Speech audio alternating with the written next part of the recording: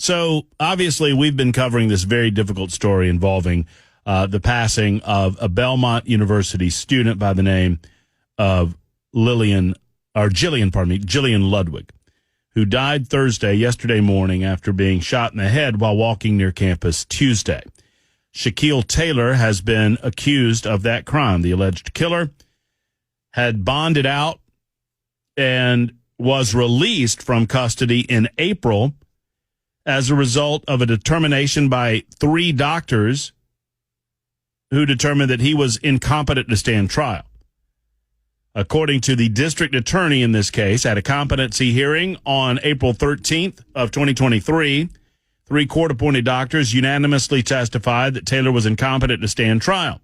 State and federal law prohibit prosecution of persons found to be incompetent. Therefore, Judge Angelita Dalton was mandated to dismiss the case, so she let him go.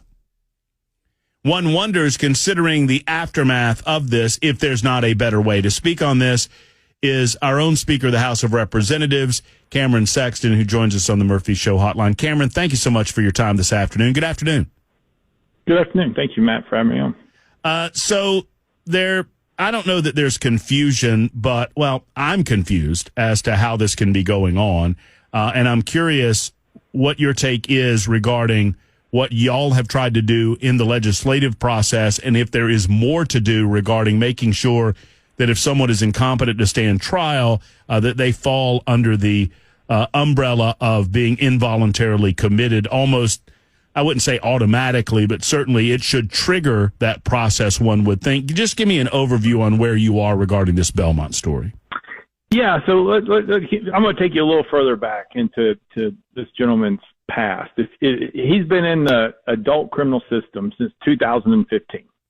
So he's been charged and convicted and sometimes pled down over the last 8 years. So what happened in April this year when he was charged again, and then what happened this week, the tragic event, is all a series of his criminal history. The other problem that we have is, since he was an adult and he's no longer a juvenile, we have no idea what his juvenile record was either. That's gone. It's abolished. You have no idea. And so we don't even know if this started in juvenile, but what we do know is all these crimes started small, like with a robbery, and then they got more violent, which is usually what happens with criminal behavior.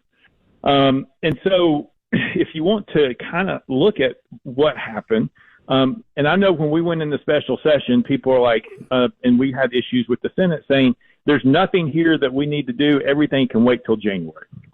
Well, when we were preparing on the House side for special session, we worked with the DAs and law enforcement across the state. We had a bill with General Funk about misdemeanor crimes getting a mandatory mental health evaluation.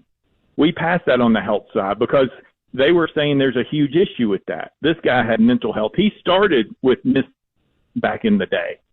So that bill wouldn't have fixed that, but it would lay the groundwork. And then we had another special session because we had listened to a lot of people about involuntary commitment being a problem. And so we had a version of that bill that we got to the House floor. Then we started having more conversations with General Funk about this type of issue right here, where the involuntary commitment clause, if someone's deemed incompetent, would not be held in mental health evaluations or be committed. And so we were working to address that language when we came back the second week of special session. And the frustrating part is only for the Senate to say there's nothing that we can do. And if we would have bill Matt in special session with the changes that General Funk was proposing, this individual in September would have probably been involuntary committed. And this incident never would have happened. And so that's the frustrating part of this.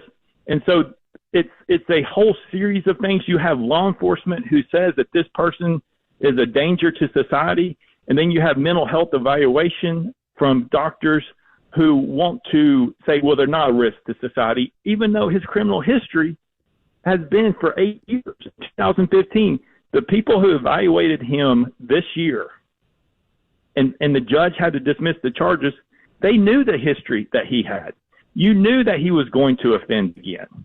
And so for them not to deem that those past crimes, that he was competent at that point to be charged and pled, to all of a sudden when he gets to a more violent crime, now he's deemed incompetent. Well, sorry to interrupt you, Cameron, but I asked the question earlier this week that if this is a legitimate loophole or a legitimate gap in the system where someone can be determined to be incompetent to stand trial, that they don't understand the charges against them, they don't understand the nature of the trial going on, so you cannot charge them or try them in that situation, but they are not deemed to be to the level of involuntary commitment, then we need to do something about that. And I asked the question earlier in the week, who's to blame here?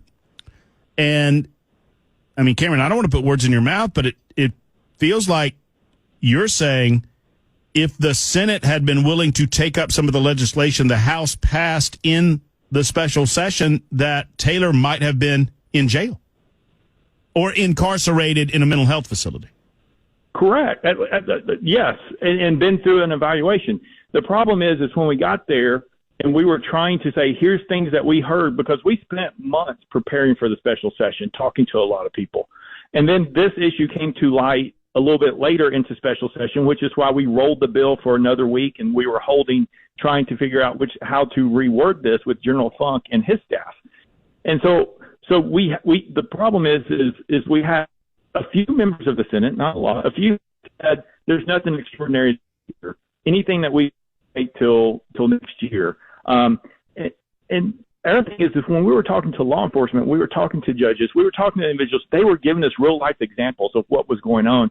And we weren't going to go there to pass red flag. We weren't passing that, but there's things that we could do in the mental health front. That's what we talked about a lot. And this bill, if we could have got it passed with General Funk's changes that we're working on over the weekend, it would have changed. And so now, Matt, here's the bad part. You have an individual who committed this, who is deemed incompetent, and now the DA has to go back in and fight against him being declared incompetent again. Because if he's declared incompetent again, guess what he gets to do, Matt? I mean, doesn't he? I mean, that's the big question, right? So I asked that question too. If he walked in April, why wouldn't he walk now? Yeah. So I was talking again to General Funk and his assistant DAs yesterday about this case.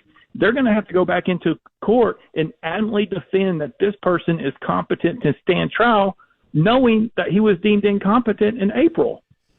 Well, and I said yesterday, Cameron, and I just go back to this, that I'm not saying this is right, but I'm saying it's how our legal system works. If I'm Taylor's defense attorney, why would I not point to the incompetency determination in April to suggest that he's incompetent today? Exactly right. That's what you're going to do. That is exactly what you're going to do. And then on top of it is, and the other conversation that we had throughout special session and prior and post, is about building more mental health beds for long-term commitment. The average long-term commitment, I had meetings yesterday, are 6 to 10 days in our state. That's what's deemed long-term unless you're deemed insane. Maybe this guy will claim that he's insane for this point and maybe get to Moccasin Bend. But we need more long-term beds. This individual, if he's incompetent to stand trial, there should be a mechanism that makes it easy to put him under involuntary commitment, which then he loses his ability to even purchase a gun, which I don't think he probably did. He probably got it from somebody. But it puts him in a facility for a long time under doctor's care where he is not having another victim. In 8 years, how many victims has this guy created? And when he gets to be the most violent, all of a sudden he's deemed incompetent. Cameron Sexton is Speaker of the House of the General Assembly in the state of Tennessee, and he's joining us today on the Murphy Show to talk about this tragic case resulting in the death of Jillian Ludwig from Belmont University, well, from New Jersey, attending Belmont University. So specifically, what, and you've gone over it, but I want to reiterate it. What is the proposal that you believe will solve this gap in terms of our justice with regard to individuals being declared? I mean, well, and I guess maybe I can ask the question a different way. Are you familiar with the oversight on the doctors themselves that are appointed to the court to make these determinations? Because a lot of folks are asking me how that process itself works. No, we're not aware of that process. I know 2 of the 3 who evaluated were with the state. And it's like, okay, well, you know, what made your determination? How did that work? What has been other cases? But look, if you take it back to the Covenant shooting, she was under doctor's care too, correct? Right. And so but it was voluntary. She was seeking treatment. Well, in that case, I mean, it's hard to believe that through years of under doctor's physician care, that you did not make threats or suggestions or opinions on things that you like to do to harm society. Mm-hmm. And so I think a fundamental thing is there's a two different variants. You have law enforcement who understands the risk and they understand that he was a risk. And you have the mental health people who do not want to deem them a risk. And that's a competing problem that we have to figure out. We also have to figure out the involuntary commitment, which we think we have, and changing it from immediate to imminent or another type of threat, which we're trying, instead of being substantial, to use another word. It's a little few tweaks that would give us the capability for these individuals who are deemed incompetent to get them into an involuntary confinement.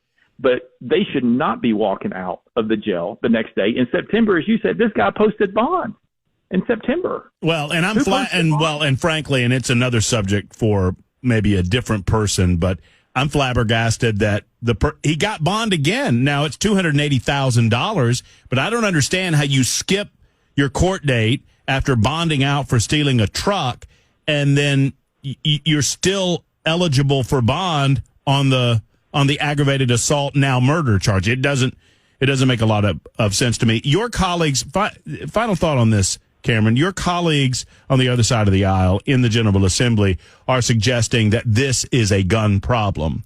And the suggestion has been that Shaquille Taylor could legally purchase a gun. And given his criminal history, and I've not seen it, I've not seen his rap sheet, so I don't know exactly what the charges were against him, but I have a hard time believing that he had the ability to legally buy a gun. Are you aware of whether or not that's true? Look, he would have to go in and check the boxes and do everything he was supposed to. He had been charged criminally since 2015. He was currently under investigation. In September, he had committed more crimes that were felonies. The likelihood of him walking into a store and filling out the form correctly and purchasing a gun is remote. What we do know is what we found out during special session is you can go fill out the form, but you can lie on it. There's no consequence until they come and check you to see if you filled it out right or not, unless the background check doesn't work. That's why it was important that we got to a unified court system so that the background checks are instantaneous, which they aren't, which we couldn't get past because we couldn't get the other side of the chamber to want to do that. And so the Democrats are going to make this about the gun. I don't think that this individual went and purchased a gun for this. He got the gun from somebody else. He did something for somebody else who was shooting at another car, and that's what he did. They want to make it about the gun.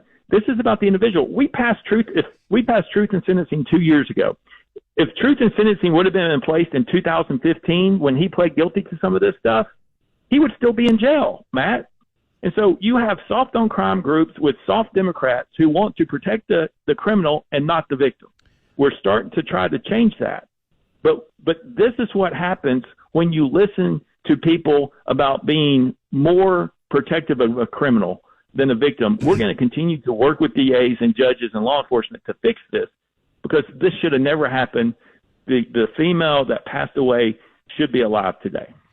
I hear the frustration in your voice, and I just want to circle back to it because I'm not trying to pit you as Speaker of the House necessarily against the Senate, but I just want to make sure that I heard you correctly, that you feel like if the Senate had brought the same attitude with them to the special session, that you could have gotten some laws passed during the special session that would have prevented this individual from being able to get out of jail. Yes, we could have. And the frustration is what it is we were told your ideas are too complex. They're going to take too much time, or this is the governor's special call session. There's really nothing that we can do. We're only going to do what he wants to do, or there's nothing extraordinary here, or all this can wait till January. And, at the time, they didn't want to be there. And so, look, the governor called us. We have a duty to Tennesseans to do policy that will keep us safe. Our job, number one job, one of the top jobs, is to make sure that you're safe in your community. that you're safe in your neighborhood and you're safe to walk in a park or walk down the sidewalk. And that's what we were proposing in the House, and we were also helping it with the mental health aspect. It's a tragedy that we could not get buy-in to pass those bills that in this situation would have put this individual under commitment because we would change the involuntary commitment clause. Cameron, incredible interview, incredible 20 minutes. Thank you for spending some time with us this Friday. Enjoy your Veterans Day. I know how much you appreciate those who serve Tennessee and this great United States of America. We appreciate you.